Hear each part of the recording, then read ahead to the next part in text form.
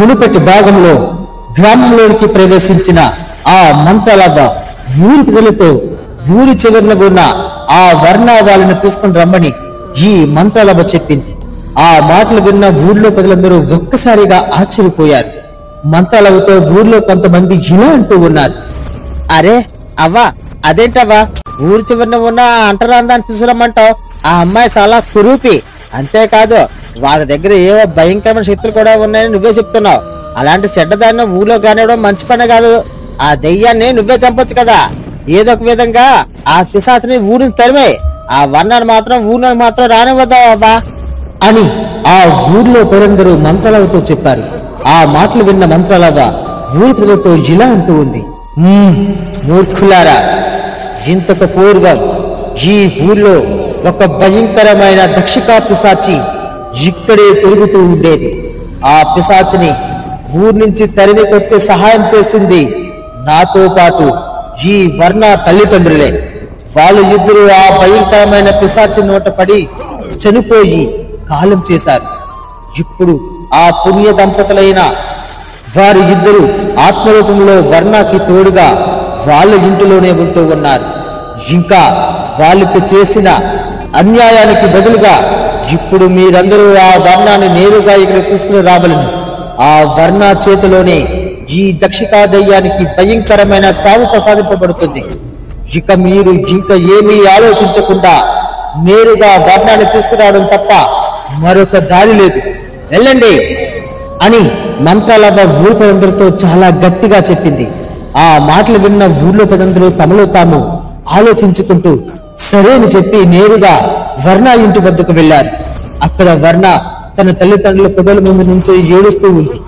అది చూసిన ఊర్లో ప్రజలందరూ వర్ణాన్ని పిలుస్తూ ఉన్నారు, అమ్మా వర్ణ, అమ్మా వర్ణ, ఒక్కసారి బయటికి రా అమ్మా, నీ కోసం ఊర్లో వాళ్ళందరం వచ్చాం. ఇంతకాలం మేము తెలిసి తెలియక చేసిన తప్పుకి మమ్మల్ని క్షమించు. ఇక నుంచి నువ్వు నేరుగా ఊర్లోనే ఉండవచ్చు, మాతో ఒక్కసారి ఊర్లోకి రామ్మా అని ఊర్లో ప్రజలందరూ వర్ణ ఇంటి వద్దకు వచ్చి నేరుగా వర్ణను పిలుస్తూ ఉన్నారు. ఆ మాటలు విన్న వర్ణ చాలా సంతోషపడి ఆనందంతో బయటకు వచ్చింది.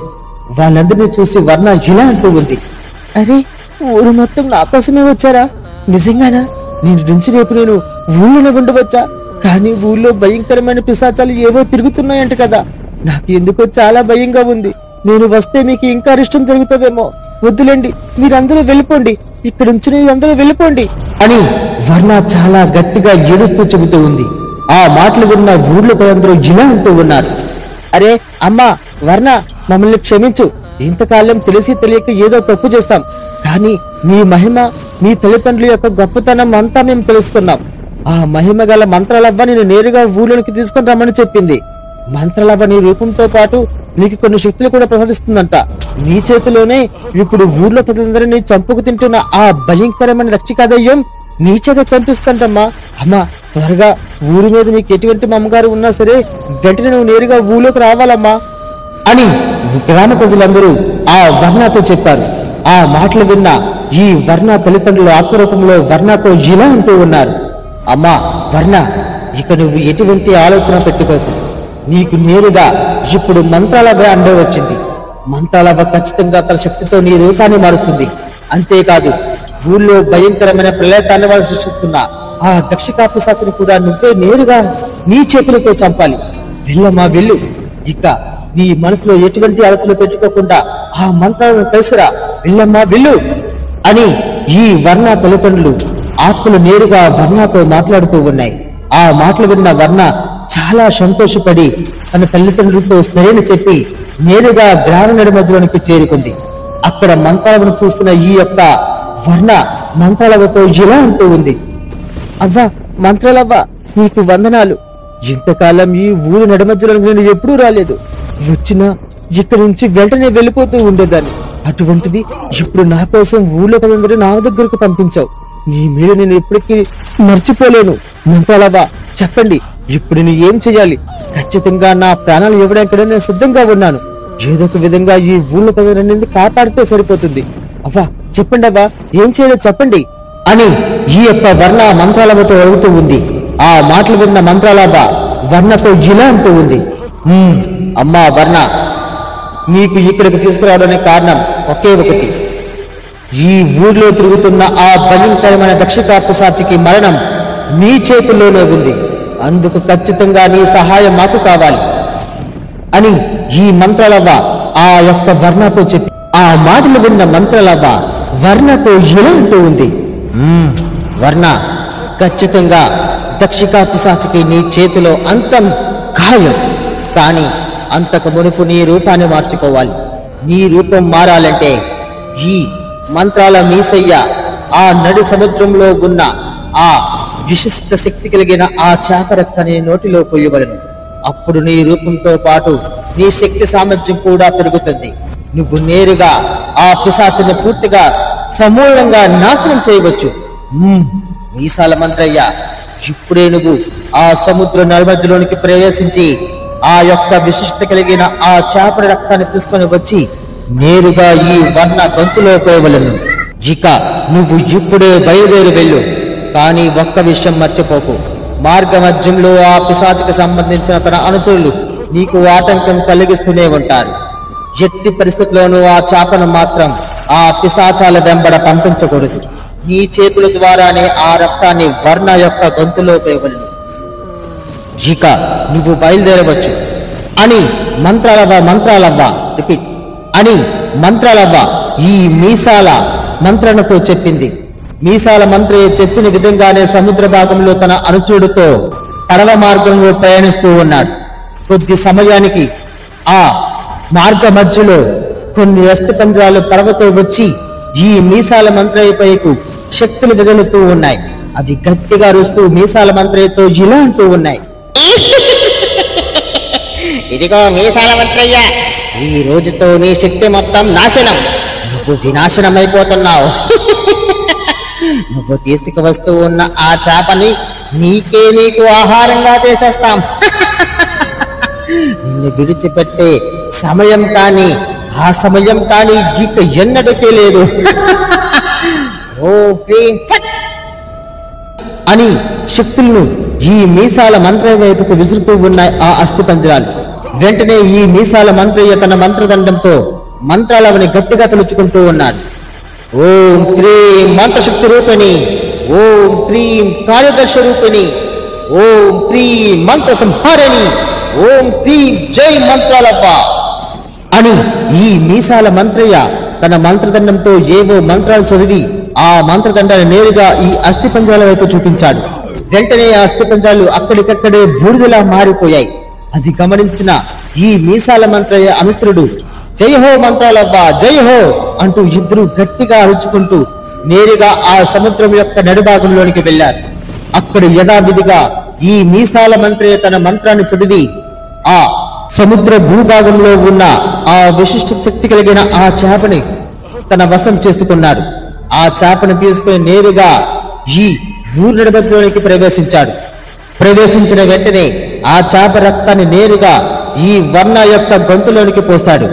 వెంటనే తన రూపం మామూలు రూపంలా మారిపోయింది. అది చూసుకున్న వర్ణ చాలా ఆశ్చర్యపడి సంతోషపడి ఈ మీసాల మంత్రయ్యతో పాటు మంత్రాలతో కూడా తన కృతజ్ఞతలు చెప్పుకొని ఇలా అంటూ ఉంది, అరే, నా రూపం చాలా అందంగా మారిపోయింది. నా ఒంటి మీద ఉన్న కురూపులన్నీ అక్కడికక్కడే నాశనమైపోయాయి.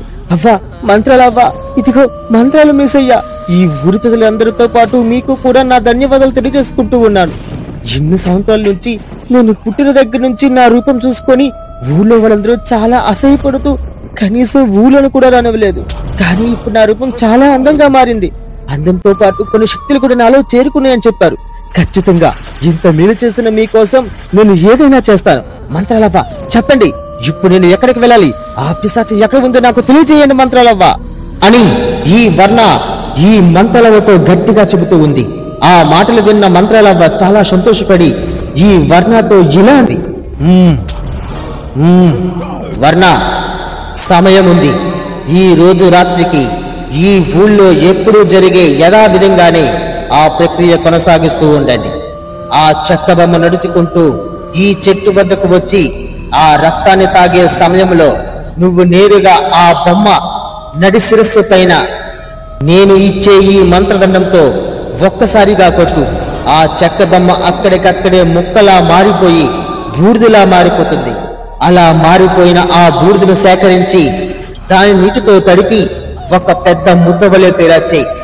ఆ ముద్దను నేను ఇచ్చే ఈ బాణానికి ముందుగా గుచ్చి ఎప్పుడైతే నువ్వు దక్షిణాదయంతో యుద్ధంలోనికి ప్రవేశిస్తావో అప్పుడు ఆఖరిగా ఈ యొక్క వర్ణపు ముద్ర కలిగిన ఈ బాణాన్ని ఆ దక్షికా పిశాచి వేదికకు ప్రవేశపెట్టు.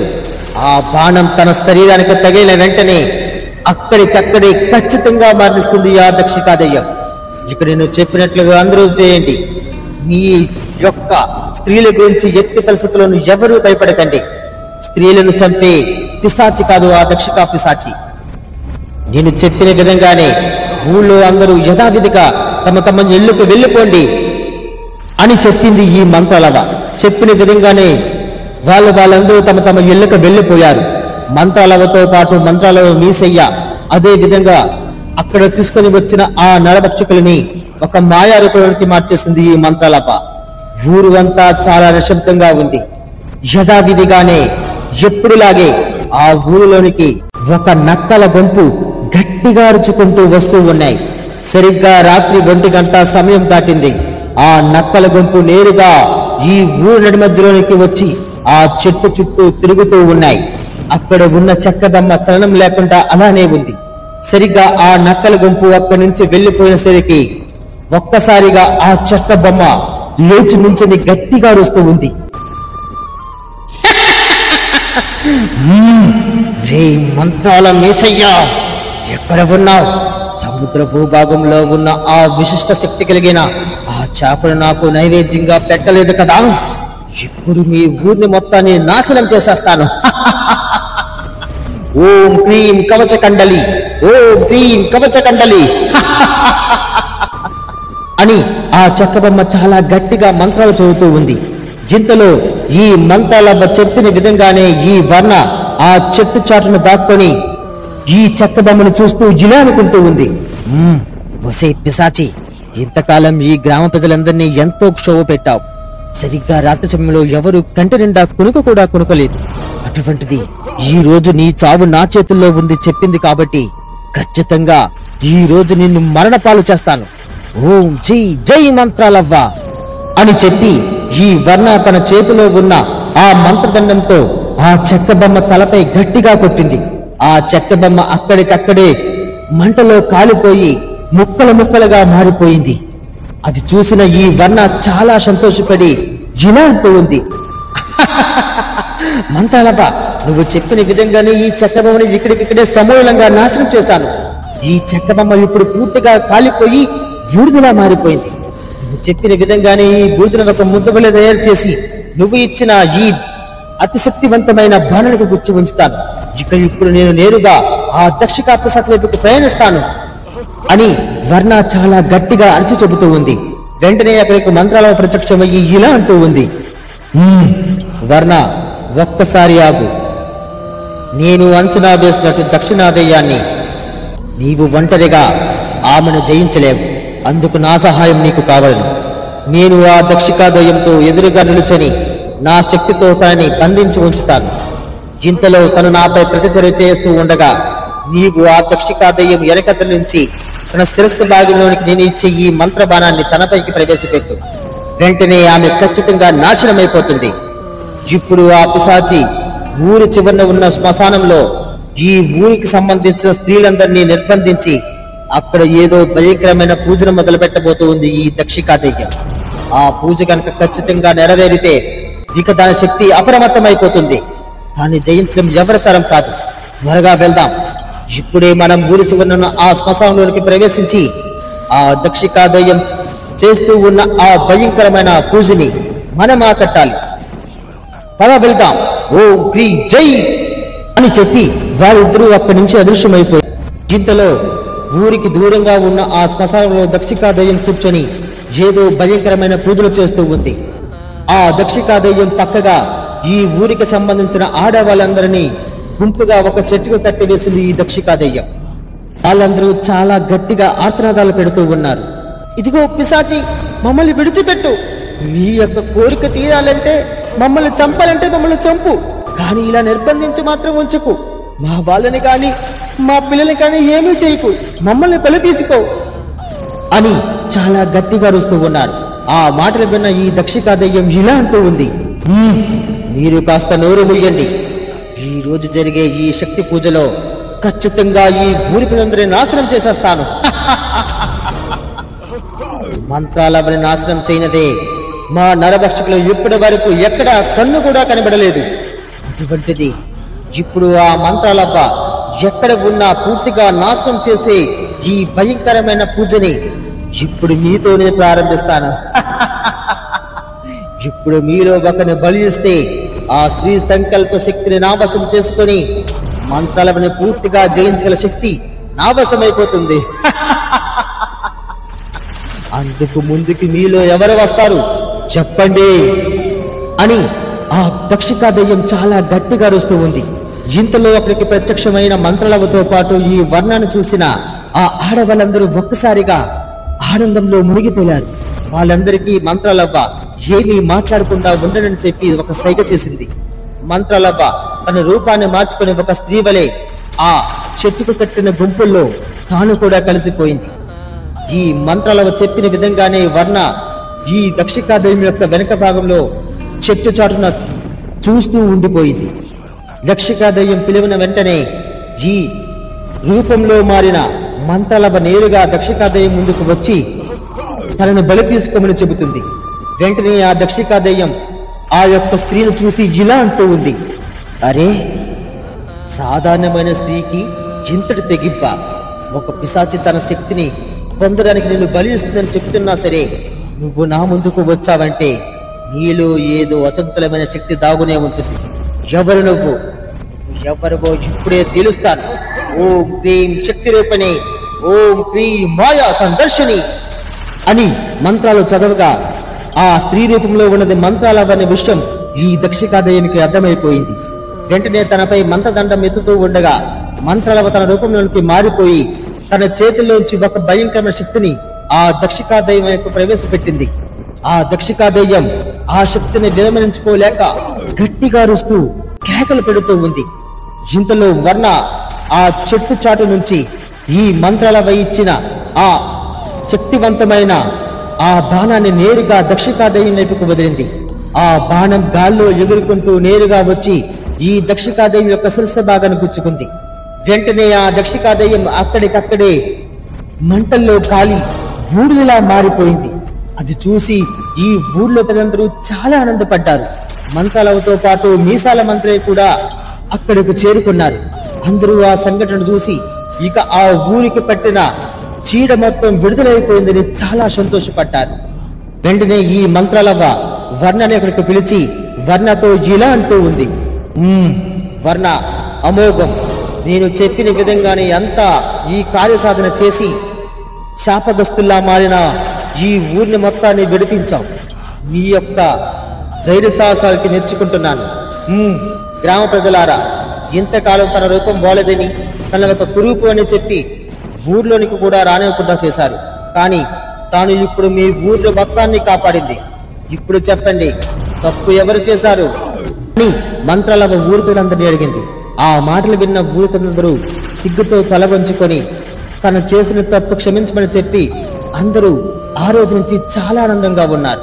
ఇంతలో మంత్రాలవ తనను బందీగా తీసుకుని వచ్చిన ఆ నరభక్షకులు ఇద్దరిని తన శక్తితో ఒక గాజు సీసాలకు బంధించి తిరిగి మరలా తన లౌకిక గుహలోనికి వెళ్లిపోయింది ఈ మంత్రాలవ. ఆ రోజు నుంచి ఆ గ్రామ ప్రజలందరూ చాలా సంతోషంగా హాయిగా జీవనం సాగిస్తూ ఉండేవారు. రాత్రి సమయంలో కూడా ఎట్టి పరిస్థితుల్లో అక్కడికి నక్కలు కాదు కదా, ఎటువంటి చెడు అరుగులు లాంటివి కూడా ఆ ఊళ్ళో ఎక్కడా వినిపించేవి కాదు. అది అంతా గమనించిన ఊరి ప్రజలందరూ ఇక హాయిగా జీవనం సాగించడం మొదలుపెట్టారు.